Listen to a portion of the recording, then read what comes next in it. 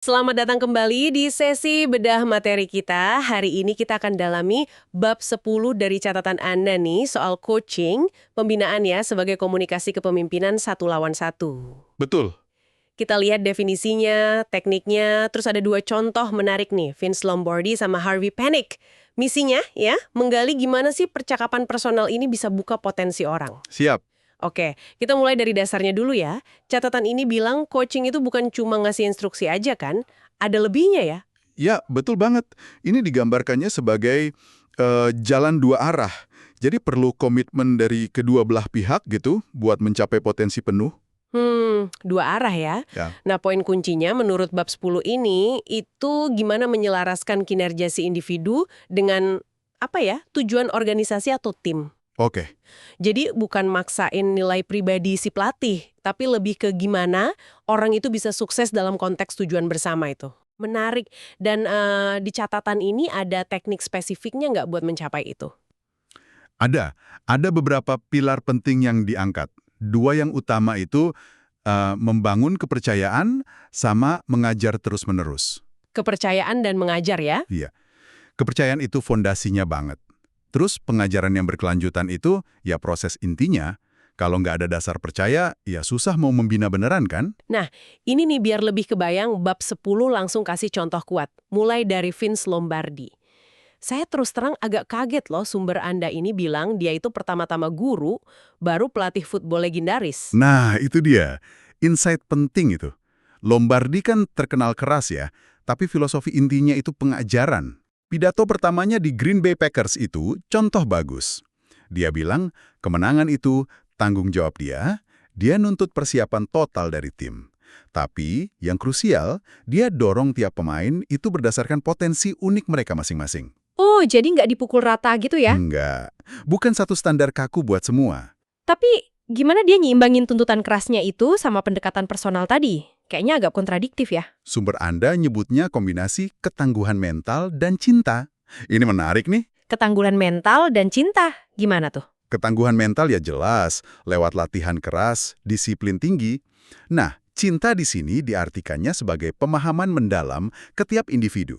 Tahu apa yang bikin mereka termotivasi dan beneran peduli sama perkembangan mereka sebagai manusia, bukan cuma atlet. Wah, dalam juga ya. Dia percaya pemimpin itu dibuat, bukan dilahirkan. Dibuat lewat kerja keras. Jadi tugas dia ya naikin ekspektasi pemain ke diri mereka sendiri. Ini aplikasi nyata dari prinsip mengajar selalu tadi. Oke, itu Lombardi yang gayanya intens ya. Terus sumber Anda kasih kontras yang tajam nih. Harvey Panic, guru golf. Gayanya beda banget ya. Jauh beda. Panic digambarkan sebagai sosok yang rendah hati banget. 70 tahun dia ngajar golf, terkenal sama catatan Little Red Book-nya itu. Iya, pernah dengar sekilas. Kalau Lombardi fokus ke fundamental, eksekusi sempurna gitu kan. Nah, Panic ini lebih menekankan rasa dalam main golf. Dia nggak maksain satu gaya teknis baku. Jadi lebih ke feel-nya gitu ya. Betul.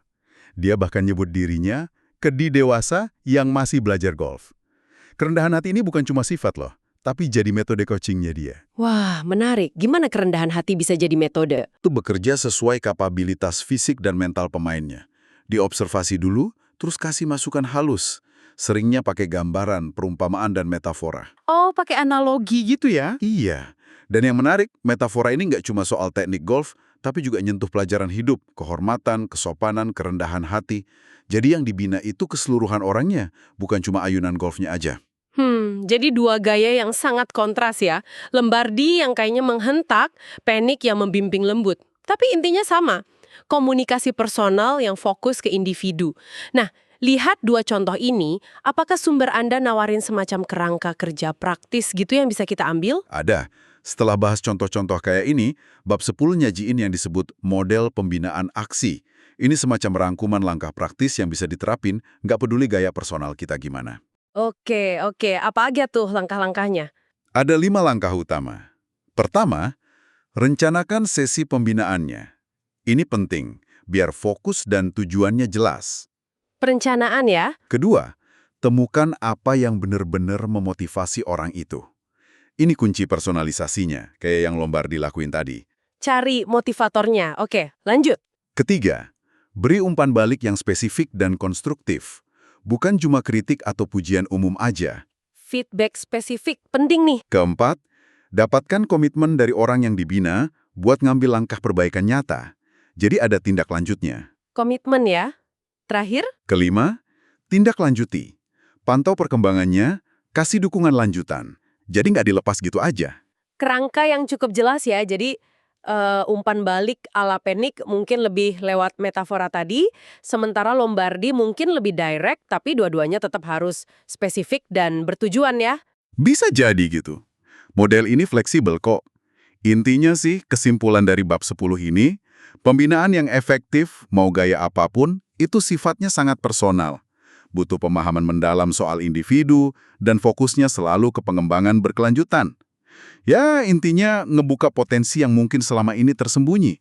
Sip, sip.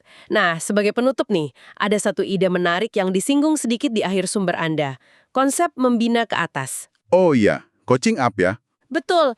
Maksudnya, gimana kalau prinsip-prinsip pembinaan ini, bangun kepercayaan, pahami motivator, kasih umpan balik konstruktif, kita terapin bukan cuma ke tim atau bawahan, tapi juga ke rekan kerja, atau bahkan atasan kita.